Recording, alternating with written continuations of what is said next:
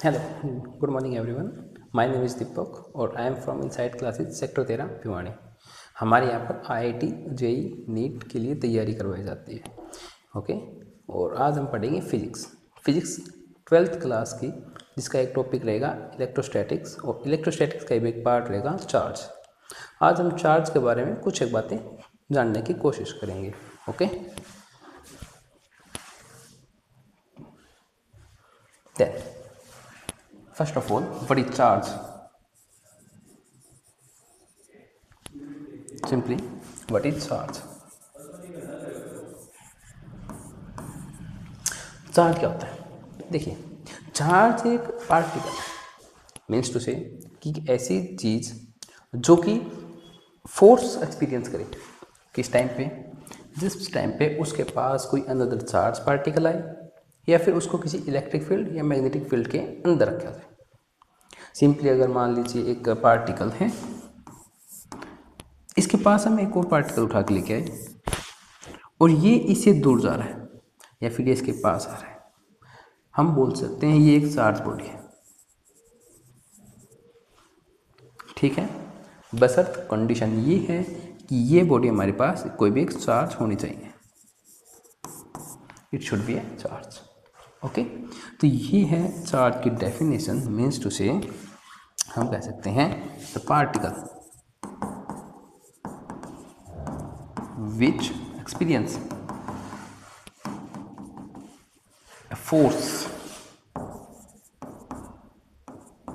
of attraction or repulsion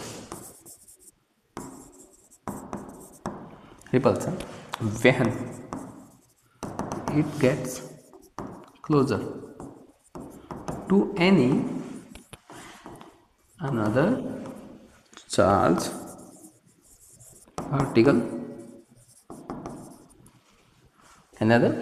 particle or taken to a field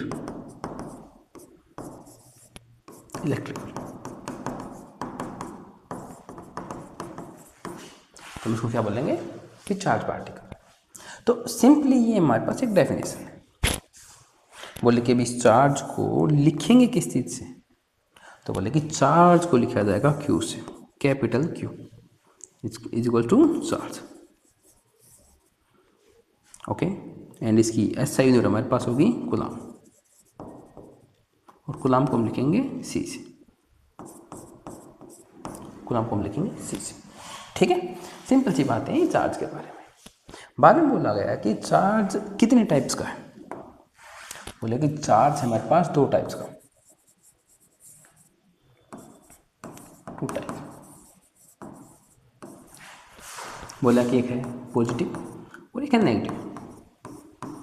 actual में होता क्या है? अगर रियल में देखा जाए तो हमने बोला कि पॉजिटिव चार्ज मतलब कि है प्रोटॉन, और नेगेटिव चार्ज मतलब इलेक्ट्रॉन। बट हमारे इस चैप्टर में हम सिर्फ एक इलेक्ट्रॉन का यूज करेंगे। क्यों यूज करेंगे? क्योंकि देखिए, जो हमारे पास प्रोटॉन है उसको निकालना नेक्स्ट टू इम्पॉसिबल है। ठीक है, अब बोले इम्पॉसिबल कैसे? बोले कि देखिए, अगर किसी भी एटम का न्यूक्लियस को तोड़ना सबसे हार्ड काम है, बट हाँ हम इसको तोड़ते हैं। जैसे कि हमारे पास एटॉमिक रिएक्शंस होती हैं जिसके अंदर एटॉमिक बॉम्ब वगैरह, उसके अंदर हम तोड़ते हैं। बट इस चैप्टर के अंदर हम सिर्फ इलेक्ट्रॉन का यूज़ करेंगे, क्योंकि हम प्रोटॉन को बाहर अकेला नहीं रख सकते। हम ये नहीं कह सकते कि हमने एक प्रोटॉन उठाया और उसको यहाँ पे रख दिया, वो चीज़ पॉसिबल नहीं है। ठीक है, बोले कि इलेक्ट्रॉन से पॉजिटिव चार्ज हमें बनाना पड़ेगा। वो कैसे? वो मैंने बोला कि सपोज कीजिए एक बॉडी है और एक न्यूट्रल है। मैंने बोला कि मेरे को इसके ऊपर 2 पॉजिटिव चार्ज चाहिए। आपने सिंपली बोला कि ठीक है, इसके ऊपर से हम 2 इलेक्ट्रॉन निकाल देते हैं। सपोज कीजिए पहले x नंबर ऑफ इलेक्ट्रॉन थे, x नंबर ऑफ प्रोटॉन थे। अगर मैंने 2 निकाल दी तो इसके अंदर बच गए -2 इलेक्ट्रॉन्स। ठीक है, अगर इसके अंदर -2 इलेक्ट्रॉन्स बच गए तो प्रोटॉन हो गए एक्सेस।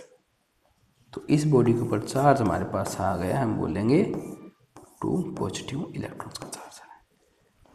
एंड सिंपली अगर बोला जाए कि अगर हमें इसके ऊपर नेगेटिव चार्ज लेके आना है, -2 चार्ज लेके आना है, तो हम बोल सकते हैं कि जी देखिए इसके अंदर 2 इलेक्ट्रॉन्स हम ऐड करते हैं। फिर बोला कि चार्ज के टाइप्स कितने हैं, चार्ज के टाइप्स। तो बोला गया कि चार्ज है हमारे पास 2 टाइप्स का।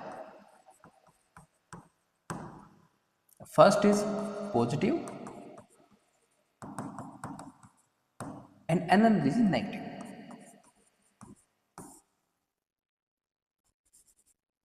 ठीक है, बोला कि एक पॉजिटिव चार्ज है, एक नेगेटिव चार्ज है।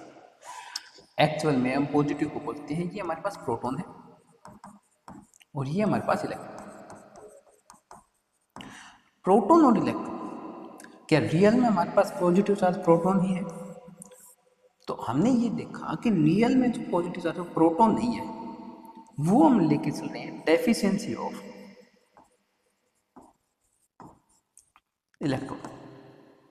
अब डेफिशिएंसी ऑफ इलेक्ट्रॉन का क्या मतलब है? तो ये बोला गया कि मान लीजिए एक बॉडी है और इसके ऊपर कोई भी चार्ज नहीं है, तो बोला गया है कि अगर मैं इस बॉडी के अंदर से फिर भी इलेक्ट्रॉन निकाल दूं, आप बोल सकते हो सर फिर भी इलेक्ट्रॉन कैसे निकलेंगे? तो बोला गया कि अगर इसके ऊपर कोई भी चार्ज नहीं है तो सिंपली इसका मतलब है कि नंबर ऑफ इलेक्ट्रॉन और नंबर ऑफ प्रोटॉन्स इक्वल है। ठीक है, अभी अगर मैंने इसके अंदर से इलेक्ट्रॉन निकाल लिए तो सिंपल सी बात है, हमारी जो बॉडी है वो इस टाइप से हो गई। नंबर ऑफ इलेक्ट्रॉन माइनस में कुछ है, भाई एक इलेक्ट्रॉन निकाला तो एक मान लीजिए, एन में से एक इलेक्ट्रॉन निकाल दिया और एक बच गया नंबर ऑफ प्रोटॉन। तो यहाँ पे नंबर ऑफ इलेक्ट्रॉन क्या है? कम है। किससे? नंबर ऑफ प्रोटॉन से। और जो भी ज़्यादा है, मान लीजिए कि अगर प्रोटॉन ज़्यादा है तो इसके ऊपर हमको मिला पॉजिटिव चार्ज। तो इस टाइप से हमारी जो बॉडी है, हमने बोला कि उसके ऊपर पॉजिटिव चार्ज आ गया। और क्यों आया? तो डीएल में वो आया डेफिशिएंसी ऑफ इलेक्ट्रॉन की वजह से, क्यों हमने इसके अंदर से इलेक्ट्रॉन निकाल लिया था। तो एक्चुअल में चीज़ें सिर्फ इलेक्ट्रॉन पे ही चल रही है। तो हमारे इस पूरे चैप्टर में हमारा जो चार्ज रहेगा वो रहेगा इलेक्ट्रॉन। अब अगर बात की जाए कि चार्ज इलेक्ट्रॉन के ऊपर कितना है, भाई इलेक्ट्रॉन एक चार्ज का पार्टिकल, बोला कि इसके ऊपर चार्ज है कितना? तो बोला गया कि ये है 1.6 इंटू 10⁻19 कूलम। अब ये कूलम क्या है? तो ये बोला गया कि ये है यूनिट ऑफ चार्ज। मेरे पास क्या है? कूलम। ठीक है, और बात करें इस चार्ज को हम डिनोट किस चीज़ से करेंगे, तो हमने इस चार्ज को डिनोट करने के लिए लिखा क्यू, कैपिटल क्यू। क्यू इस चीज़ से लिखा कि ये बताएगा हमें चार्ज कितना है। तो सिंपली हमें पता चला कि अगर किसी बॉडी का चार्ज क्यू है तो वो किसकी वजह से है? बोले कि नंबर ऑफ इलेक्ट्रॉन की वजह से। तो इस चीज़ से हम ये भी है कि हमारे पास ये जो क्या क्यू है ये एक प्रॉपर्टी है।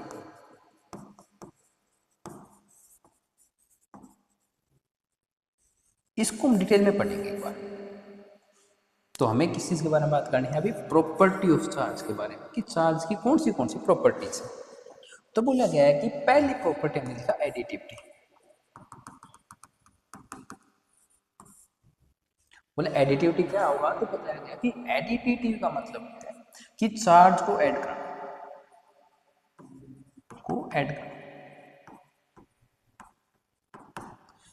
चार्ज को ऐड कैसे करेंगे? तो बोला गया कि अगर कोई भी बॉडी सिंपली इस टाइप से और उसके ऊपर +20 कूलम चार्ज मान लिया, +30 कूलम चार्ज मान लिया, +25 कूलम चार्ज मान लिया, -50 कूलम मान लिया, -60 मान लिया, या फिर कुछ भी मान लिया कि +70 कूलम चार्ज मान लिया।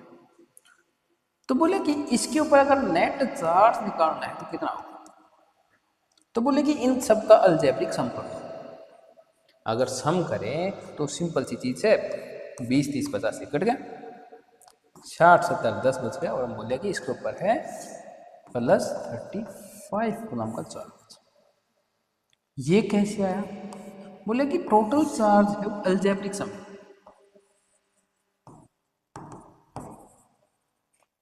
ऑफ इंडिविजुअल चार्ज, और यही हमारी प्रॉपर्टी है जिसका नाम है एडिटिविटी ऑफ चार्ज। कि टोटल अगर चार्ज देखना है तो हम उसका अलजेब्रिक सम कर देंगे, तो हमारे पास क्या आएगा, total charge of the body. तो ये हमारी पहली प्रॉपर्टी चार्ज के बारे में। बात करें सेकंड प्रॉपर्टी की, तो वो थी हमारे पास इनवेरियंस।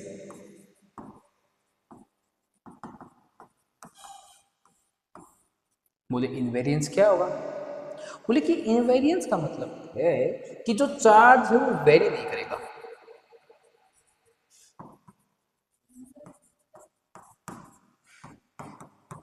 अब चार्ज वेरी नहीं करेगा, इसका क्या मतलब है? तो बोला कि अगर यहाँ पे हमारा एक चार्ज पार्टिकल है जिसके ऊपर +35 कूलम का चार्ज है, मैंने इसको उठाया v वेलोसिटी से कहीं पे लेके चला गया, तो भी हमारा चार्ज कितना रहा है इसके ऊपर, +35 कूलम।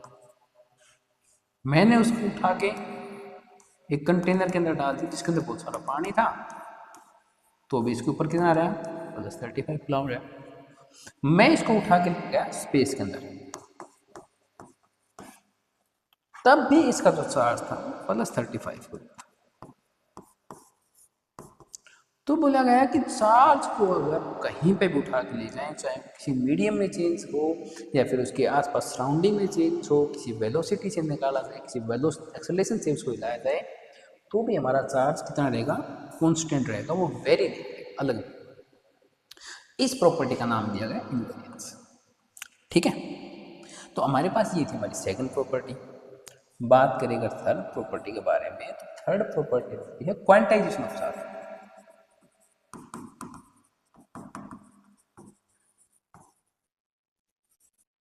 बोले कि क्वांटाइजेशन ऑफ चार्ज वो वही चार्ज है जो मैंने भी थोड़ी देर पहले बोला था कि किसी चीज का टोटल चार्ज, किसी भी चीज का टोटल जो चार्ज है वो क्या रहेगा, नंबर ऑफ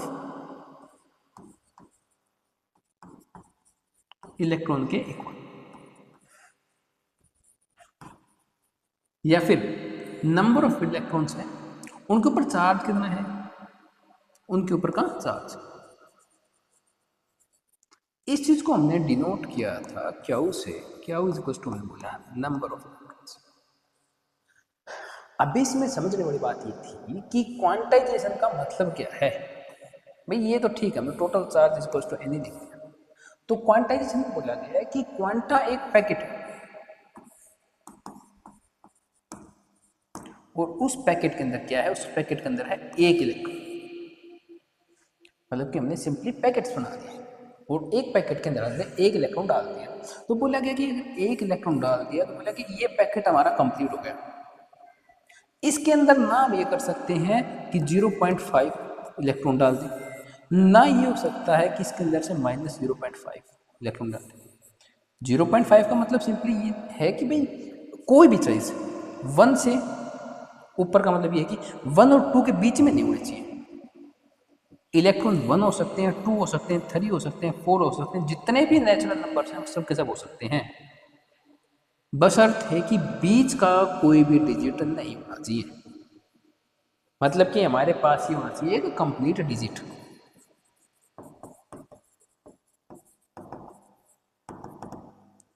और कंप्लीट डिजिट क्यों बोला गया? बोला गया कि इसलिए कि हमने माना कि इलेक्ट्रॉन एक फंडामेंटल क्वांटिटी, और फंडामेंटल का मतलब ये है कि जो इलेक्ट्रॉन है हम इसको तोड़ नहीं सकते। तो बताओ, अगर तोड़ नहीं सकते तो क्या हम ये बोल सकते हैं भाई हमारे पास 1.5 इलेक्ट्रॉन है? 1.5 का मतलब है कि एक इलेक्ट्रॉन तो पूरा, तो प्लस में 0.5 इलेक्ट्रॉन। बट इलेक्ट्रॉन को तोड़ा नहीं जा सकता, तो ये चीज़ पॉसिबल नहीं है। इसीलिए बोला गया कि जो टोटल चार्ज है किसी भी बॉडी का क्यू है वो equal to number of electron के रहेगा, और नंबर n वो है एक कंप्लीट नंबर।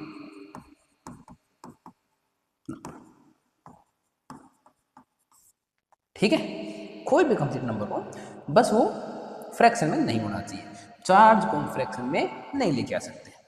तो ये है हमारे पास क्वांटाइजेशन ऑफ चार्ज, जिसको बोला हमने क्यू इक्वल्स टू एन थी, जिसके अंदर क्यू है टोटल चार्ज और एन है नंबर ऑफ इलेक्ट्रॉन और ई है चार्ज ऑफ इलेक्ट्रॉन। ओके, चलो अगर सिंपली अगर देखिए तो हमने बोला कि क्वांटाइजेशन का मतलब क्या है, Q is equals to N D. Okay, तो हमारे पास ये क्या है, Q is equals to N. बोले कि इम्पोर्टेंट क्यों है, बोले कि इम्पोर्टेंट इसलिए है कि हमारे पास इसके ऊपर काफ़ी टाइप से न्यूमेरिकल्स बनते हैं। सपोज कीजिए अगर मैं बोलूँ एक बॉक्स है और इसके ऊपर 20 कूलम्स का चार्ज है और मैंने बोला find number of electron in it, and ये भी बताओ कि इलेक्ट्रॉन है वो डाले गए हैं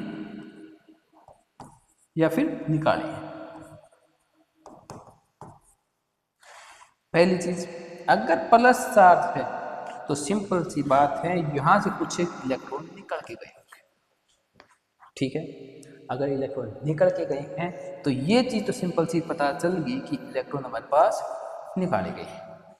अब नंबर ऑफ इलेक्ट्रॉन कितने हैं कि कितने इलेक्ट्रॉन निकाले, तो बोला कि ये क्या है, बोले कि ये टोटल चार्ज, या फिर बोले तो क्यू की वैल्यू कितनी हमारे पास 20। बिल्कुल ठीक, निकालना क्या है, नंबर ऑफ इलेक्ट्रॉन, मतलब कि equals to number of electrons into बोलिया ई। अब ये जो ई है ये है charge of electron. Charge of electron हमारा कितना निकल के आया था, तो हम बोल लेंगे sir 20 is equals to N into 1.6 into 10 power minus का 19 कूलम। जो n है इसकी अगर वैल्यू निकालनी तो ये पूरा मेरे को इस साइड उठा के लेके आना पड़ेगा। बोला 20 divided by 1.6 into 10 power minus 10 power 90 is equals to n। ये यहाँ से नेगेटिव था, इस साइड आके हमारे पास पॉजिटिव हो गया और ये हो गया 1.6 डिवाइड में चला गया क्योंकि ये मल्टीप्लाई में था। अभी अगर मेरे को सोल्व करना है तो अप्रोक्सीमेट लेकर लेके चले तो कितना होगा भाई, सीधी सी बात इसको हटा दें यहाँ से 16। ठीक है, अभी हमारे पास बात ये है 4 चौके 16 और 25 चौके 100, 4 चौक 16 और इसमें से अगर 2 जीरो निकाल दें तो हमारे पास ये हो जाएगा 2 into 25 into 100 into 10 power 17 divided by 4, तो ये होगा 25 25 25 625 और 625 से हम गुणा करेंगे 2 को और गुणा कर देंगे, अगर इसके 2 मल्टीप्लाई करेंगे कितना आएगा 1250 गुणा 10 की पावर 7। इतने नंबर ऑफ मेरे पास क्या निकल के आए इलेक्ट्रॉन, कि अगर मेरे को 20 कूलम का चार्ज बनाना है तो इतने नंबर ऑफ इलेक्ट्रॉन्स की रिक्वायरमेंट होगी। तो आप हमें इसका आंसर दे सकते हैं कि हमने कितने इलेक्ट्रॉन्स के अंदर से निकाले, तो हम बोलेंगे जी हमने निकाले हैं 1250। ओके, तो ये है हमारा क्वांटाइजेशन ऑफ चार्ज में इस टाइप के न्यूमेरिकल समझेंगे। ठीक है, अभी इससे अगली अगर बात करें और क्या प्रॉपर्टीज़ हैं, तो बोले कि इसके बाद हमारी प्रॉपर्टी है उसका जो नाम है वो है कंजर्वेशन ऑफ चार्ज।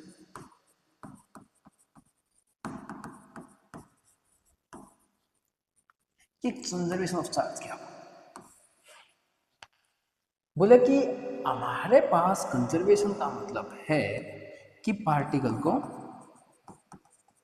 ना तो क्रिएट किया जा सके और ना डिस्ट्रॉय।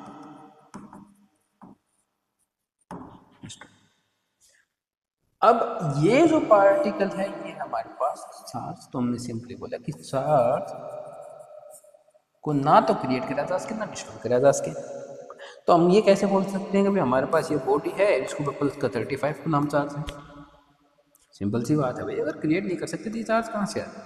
तो हमने बोला कि हमने जस्ट ये किया है इसके पास से कुछ एक इलेक्ट्रॉन निकाले हैं जिसकी वजह से ये चार्ज आया है, और अगर मैं इलेक्ट्रॉन वापस डाल दूंगा तो मेरे पास जो टोटल चार्ज है बॉडी का वो 0 हो जाएगा, जो पहले से था कि मेरा जो चार्ज है मैंने वो कन्वर्ट किया है, या फिर हम बोल सकते हैं सिर्फ इलेक्ट्रॉन की जगह को बदला है कि इलेक्ट्रॉन पहले इसके अंदर रह रहे थे, इन सब को उठा के बाहर रखा है और अगर वापस रख दूंगा तो मेरी बॉडी का जो चार्ज है वो सेम हो जाएगा। तो इसको बोला गया कंजर्वेशन ऑफ चार्ज। ओके, कि जो बॉडी का जो चार्ज है हम उसको क्रिएट नहीं कर सकते भाई, इलेक्ट्रॉन को एक्स्ट्रा नहीं बना सकते। अगर 20 बार निकाले हैं तो 20 की ही डेफिशिएंसी रहेगी, और अगर 25 निकालता तो 25 की डेफिशिएंसी रहेगी। तो ये है हमारे पास कंजर्वेशन ऑफ चार्ज। तो ये थी हमारे पास चार्ज की कुछ एक प्रॉपर्टीज। आप बोले कि चार्ज की प्रॉपर्टीज तो पता चल गया, अब चार्ज करेंगे कैसे किसी बॉडी को, कि जैसे कि हमारे पास ये बॉडी थी, हमने प्लस का 35 कूलम बना दिया था, वो कैसे बनाया अभी उन सब चीज़ों के बारे में हम बात करते हैं। ठीक है, उसका नाम है मेथड्स ऑफ चार्ज।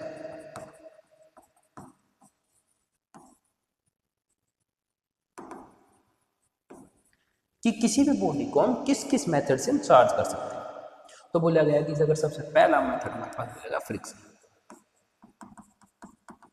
आप बोले फ्रिक्शन से कैसे चार्ज करेंगे। तो अगर आपने कभी भी ये चीज़ सुनी हो, 9th क्लास में हमने एक लिया करते, कोई भी सिल्क का क्लॉथ हुआ करता और हमारे पास एक ग्लास की रोड हुआ करती। जब हम इन दोनों को रब करा करती, उन दोनों के लिए फ्रिक्शन लगा करता, तो इसके ऊपर कुछ पॉजिटिव चार्ज आ जाया करता और इसके ऊपर नेगेटिव चार्ज आ गया। जितना पॉजिटिव आएगा उतना ही नेगेटिव आएगा, ये चीज़ तो कंफर्म है। क्यों है? क्योंकि ये हमने पढ़ा था कंजर्वेशन ऑफ चार्ज के अंदर। अब फ्रिक्शन से क्या हुआ कि कुछ एक इनको एनर्जी मिली इलेक्ट्रॉन्स को, और इलेक्ट्रॉन को एनर्जी मिलते ही उन्होंने खुद की जगह को छोड़ के इसके ऊपर आके बैठ गए। तो हमारे पास ये बॉडी और ये बॉडी अलग अलग है। हमने इनको वापिस से अलग अलग करा तो हमें क्या मिला, हमें मिला कि ये जो हमारा सिर का क्लॉथ था इसके ऊपर कुछ एक नेगेटिव चार्ज मिला, और जो हमारे पास हमारी ग्लास की रोड थी उसके ऊपर कुछ एक पॉजिटिव चार्ज मिला। तो सिंपली हमारी दोनों की दोनों बॉडीज क्या हो गई, चार्ज हो गई। ठीक है, तो हमारी दोनों बॉडीज चार्ज हो गई। इस मेथड को हमने क्या नाम दिया, फ्रिक्शन। अगर हम बात करें और कोई भी एग्जाम्पल का फ्रिक्शन का, तो हम बोल सकते हैं, एक बात बताओ, हम डेली लाइफ में देखते हैं कि मान लीजिए कोई ट्रक वगैरह है, तो आपने देखा उसके पीछे बेल लटकती रहती है, लोहे की बेल्स आगे पीछे। और अगर वो इन्फ्लेमेबल है, अगर मान लीजिए पीछे ऑयल है, तो उसके आगे तो बेल मिलनी ही मिलनी है। बोले कि क्यों मिलनी है, तो बोले कि जैसे हमारा ट्रक चल रहा है तो इसके अंदर क्या हो रहा है, आगे से एयर आ रही है, एयर के पार्टिकल ट्रक को रब कर रहे हैं। क्या करें, रब करें। रबिंग से क्या हुआ, हमारे पास यहाँ पे बना फ्रिक्शन, और उस फ्रिक्शन की वजह से ट्रक के ऊपर कुछ चार्ज, हमारे जो स्टैटिक चार्ज है वो आना स्टार्ट हुआ। अब बोला कि स्टैटिक चार्ज कैसे, बोले कि जैसे ही रब करेंगे, मान लिया कि यहाँ पे पॉजिटिव चार्ज आना स्टार्ट, ठीक है भाई, ठीक है चार्ज आ गया, हमारे लिए क्या लॉस है इसमें। तो लॉस ये है कि सपोज करो कि जैसे ही अगर हमने एक बॉडी है, मान लीजिए हम खुद हैं जो ट्रक के ड्राइवर है, और हमारे पास नेगेटिवली चार्ज है, और हम यहाँ पे आके खड़े हुए, जैसे ही ट्रक रुका और हमने क्या करा, इसको हमने छू दिया, हमारी बॉडी पे क्या थी, नेगेटिव चार्ज, यहाँ पे क्या थे, पॉजिटिव चार्ज। पॉजिटिव चार्ज जैसे ही नेगेटिव से टकराए, यहाँ पे निकली चिंगारी, और यहाँ पे क्या सकता है, कुछ भी हो सकता है, दुर्घटना हो सकती है। तो वहाँ पे क्या कराया गया कि कुछ बेल लटका दी गई। इनका क्या काम होता था, बेल्स का सिंपली एक ही काम होता था, वो होता था कि जैसे ही चार्ज हमारे पास इकट्ठा हो, इसको ग्राउंड के पास भेज दो, इस पूरे के पूरे चार्ज को ग्राउंड कर दो, कि अर्थ के अंदर ट्रांसफर कर दिया। तो हमारी जो बॉडी है वो क्या हो गई, डिस्चार्ज। ठीक है, तो ये इस वजह से लगाए जाते हैं। या फिर आपने कभी भी एरोप्लेन वगैरह में देखा होगा, जैसे ही एरोप्लेन उतरेगी, उतरते ही साथ कोई भी एक एरोप्लेन है उसकी एक वायर कनेक्ट कर दी जाती है अर्थ के साथ, ताकि जितना भी उस बॉडी के ऊपर चार्ज है वो सब का सब ग्राउंड हो जाए, हमारा जो एरोप्लेन है पूरा पूरा डिस्चार्ज हो जाए और कोई भी दुर्घटना वगैरह ना हो। तो ये हमने पता चला फ्रिक्शन की वजह से। ओके, देन इसके बाद अगर कुछ और मेथड्स हैं, अगर हम बात करें आयनाइजेशन, या फिर इंडक्शन लगा दो ऊपर के लिए, इंडक्शन। बोले इंडक्शन क्या होता है, भाई इंडक्शन का सिंपल सा मतलब है कि अगर किसी भी बॉडी के अंदर बिना छुए और हम उसके अंदर चार्ज को इंड्यूस करते हैं, तो हमारे पास बॉडी क्या हो जाएगी, चार्ज हो जाएगी, और उस मेथड को हमने नाम दे दिया इंडक्शन। अब बोले कि ऐसे कैसे हो सकते हैं, तो बोले कि एक मान लीजिए बॉडी हमारे पास उस इस टाइप से, अब जैसे ही मैं उस बॉडी के आसपास एक चार्ज का कोई भी मटेरियल लेके, सपोज कर ले इसके ऊपर पॉजिटिव चार्ज था काफी सारा, तो क्या होगा, चार्ज की प्रॉपर्टीज है, वो एक प्रॉपर्टी जो हमने छोड़ दी थी वो देखो हमने एक बार फिर से बता देता हूँ। वो प्रॉपर्टीज है कि सेम चार्ज रिपेल करेंगे और अपोजिट चार्ज क्या करेंगे, अट्रैक्ट। ठीक है, ये चीज याद रखनी है, एटलीस्ट आपको शायद पता भी होगा कि अगर दो पॉजिटिव चार्ज है उन दोनों के बीच में क्या होगा, फोर्स ऑफ रिपल्सन, और अगर एक पॉजिटिव है एक नेगेटिव है तो उन दोनों के बीच में क्या होगा, अट्रैक्शन। तो अभी देखो ये चीज इसके अंदर कैसे काम आ रही है, बोले कि अगर यहाँ पे पॉजिटिव चार्ज है तो बॉडी के अंदर नंबर ऑफ प्रोटॉन और नंबर ऑफ इलेक्ट्रॉन इक्वल होंगे। अगर यहाँ पे पॉजिटिव चार्ज है तो जितने भी नंबर ऑफ इलेक्ट्रॉन्स है वो इस टाइप साइड में आना स्टार्ट कर देंगे, क्यों, क्योंकि इनके बीच में लगेगा फोर्स ऑफ रिपल्सन, और उस फोर्स का नाम देते हैं हम फोर्स ऑफ इलेक्ट्रोस्टैटिक्स। इलेक्ट्रोस्टैटिक्स के फोर्स ऑफ रिपल्सन की वजह से ये सारे के सारे चार्ज यहाँ पे आके इकट्ठा, अगर इस साइड इलेक्ट्रिक चार्ज सॉरी यहाँ पे पॉजिटिव चार्ज आएगा भाई और यहाँ पे नेगेटिव चार्ज, क्योंकि सेम चार्ज रिपेल कर रहे हैं और अपोजिट चार्ज अट्रैक्ट कर रहे हैं, सिंपल सी बात है, ये इस साइड आके खड़े हैं सारे, इनके ऊपर क्या लगा, फोर्स ऑफ अट्रैक्शन, और इन पे क्या लगा, फोर्स ऑफ रिपल्सन। अब देखिए अगर हमारे बॉडी के पास कुछ इस टाइप से चीजें हो गई कि चार्जेस दो सिरों पर जाके इकट्ठे हो रहे हैं, और अगर दो सिरों पे इकट्ठे हो रहे हैं तो हमने क्या बोला कि ठीक है अभी हमें इस चीज को यहाँ से हटा देना चाहिए, बट उससे पहले क्या करना चाहिए, इस इश्यू को ग्राउंड कर दो।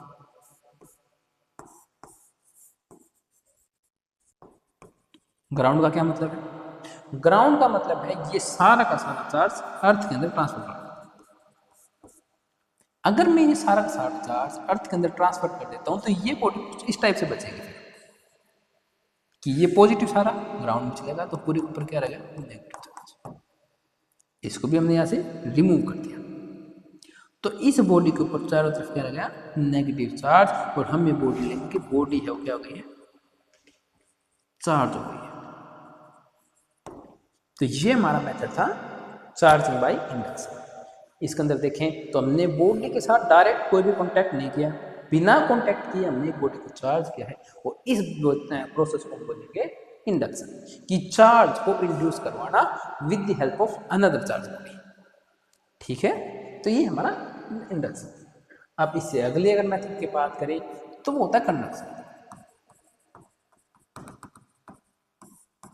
बोले कि कंडक्शन क्या होगा, तो बोले कि कंडक्शन का मतलब ये है कि सपोज कीजिए एक बॉडी, उसके ऊपर +35 कूलम का चार्ज है जो हमने पहले से लेके चल रहे हैं, हमने एक और बॉडी उठाई वो थी कंडक्टिंग। ठीक है, वो थी कंडक्टिंग।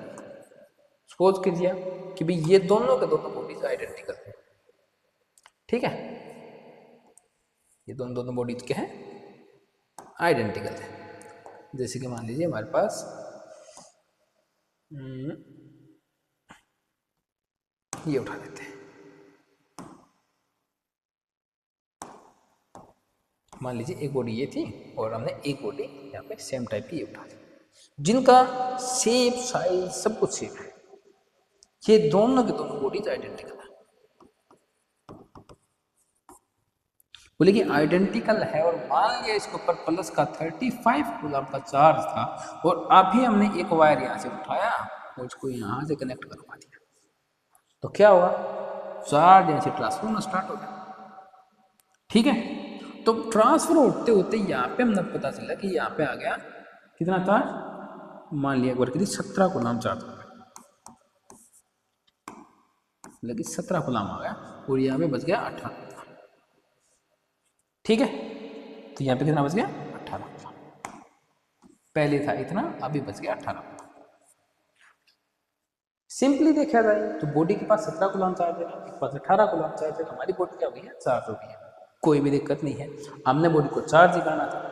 तो ये वाला जो मेथड है इसको नाम दिया हमने कंडक्शन। कंडक्शन का मतलब है किसी भी बॉडी को चार्ज करना, अगर हम उसको किसी दूसरे कंडक्टिंग बॉडी से कनेक्शन में लेके आए या फिर कनेक्ट करवा के, तो हमने क्या करें, इस बॉडी को चार्ज कर दिया। ये हमारा मेथड हुआ कंडक्शन। अब बोला गया कि अगर देखी जाए तो दोनों बॉडीज आइडेंटिकल है, फिर भी एक के पास 18 कूलम चार्ज, एक के पास 17 कूलम चार्ज, इस चीज का क्या मतलब है? तो ये बोला गया कि बात तो बिल्कुल सही है। तो इन दोनों को जो डिफरेंस है उसके लिए जानने के लिए हमने क्या करा कि भाई यूं मान के चलो कि अगर दो बॉडीज है कोई भी और वो आइडेंटिकल है, सपोज कि एक ये बॉडी है एक ये बॉडी आइडेंटिकल है, और इन दोनों के ऊपर हमने कनेक्ट करना है, और मान लीजिए इसके ऊपर पहले 20 कूलम चार्ज था, कनेक्ट करवाने के बाद 10 कूलम इसके ऊपर आ गया और 10 कूलम इसके ऊपर आ गया। ठीक है, ये दोनों को दोनों हाफ हाफ हुए। तो इसी से हमें ये पता चला कि ये कैसे करेंगे, तो बोला कि इसके लिए हमें चैनल देखनी पड़ेगी सरफेस चार्ज डेंसिटी।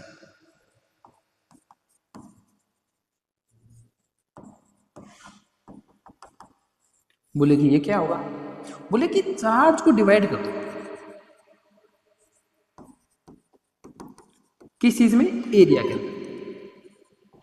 अगर चार्ज को मैंने एरिया के अंदर डिवाइड कर दिया तो सिंपल सी बात है कि छोटे छोटे एरिया के ऊपर कितना मेरा चार्ज रखा हुआ है। आप इस चीज को ऐसे समझो कि मान लो कि मैंने आपको दे दिए 3000 या फिर 300 टॉफीज दे दी, और मैं बोला कि एक इस टाइप से रूम है, एक रूम ये है, इसके अंदर है 10 बच्चे, इसके अंदर है 20 बच्चे, मैं बोला कि इनको इक्वली डिवाइड कर दो। तो आपने बोला सर बिल्कुल आसान सी चीज़ है, ये है 300 ट्रॉफीज, एक के अंदर 10 बच्चे और दूसरे के अंदर है 20 बच्चे। तो बोले कि कितने आ गए, बोले कि एक बच्चे के पास 10 ट्रॉफी आ गई। ठीक है, मैं बोला कि इस पूरे रूम के अंदर अगर आपको बच्चों को ट्रॉफीज देनी है तो आपको कितनी ट्रॉफी ले जानी पड़ेगी, तो आपने बोला कि सर 10 गुणा 10 कर दो या फिर किसी गुणा में 10 कर दो, तो ये जो ट्रॉफी आएगी इसको हम कह जाएगी। और मैं बोला कि 300 और डिवाइडेड बाई 10 प्लस 20 गुणा में 20 कितना आ गया इस रूम की ट्रॉफीज।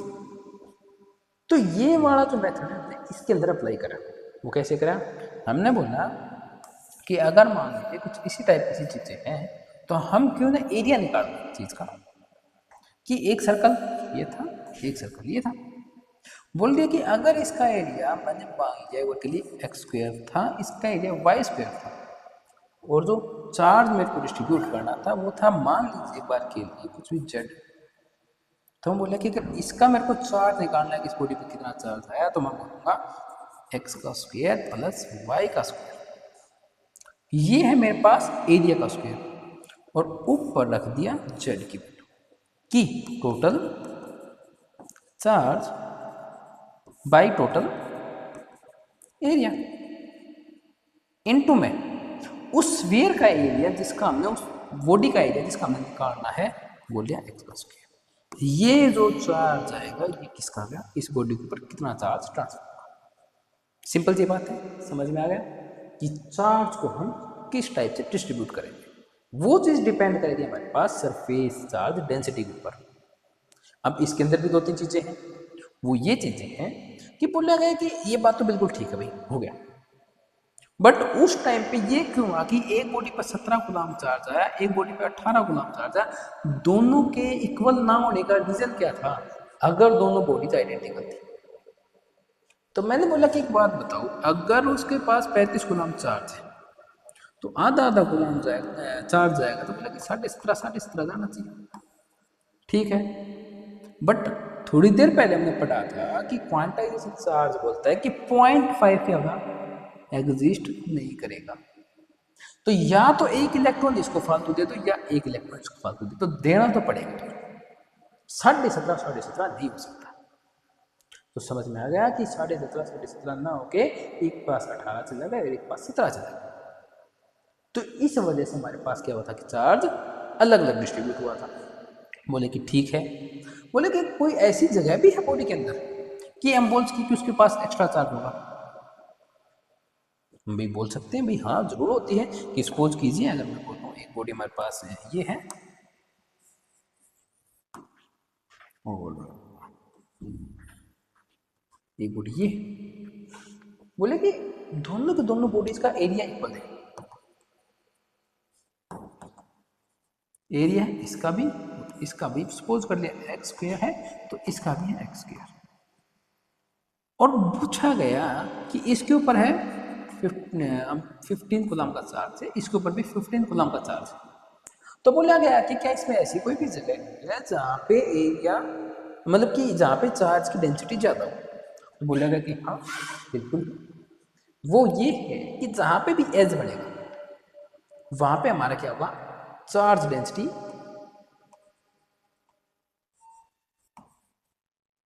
ज़्यादा होगी। जहाँ पे भी हमारे पास कोणा, ठीक है, एज बनेगा वहाँ पे हमारी चार्ज डेंसिटी ज़्यादा होगी। अगर पूछा जाए इस पूरी बॉडी के अंदर सरफेस चार्ज डेंसिटी अगर हम सिग्मा से लेके चलें, और मैंने बोला यहाँ पे सिग्मा 1 है, यहाँ पे सिग्मा 2 है, यहाँ पे सिग्मा 3 है, यहाँ पे सिग्मा 4 है। बोला गया कि सबसे ज़्यादा चार्ज डेंसिटी कहाँ होगी, तो हम बोलेंगे कि सबसे ज़्यादा चार्ज डेंसिटी सिग्मा 1 पे होगी। उसके बाद बोलेंगे सिग्मा 4 पे होगी। उसके बाद अगर हम बोले तो हमने बोला कि हमारे पास उसके बाद सरफेस चार्ज डेंसिटी सिग्मा 3 पे होगी और फिर सिग्मा 2 पे होगी। कि इस जगह पे हमारा मैक्सिमम चार्ज है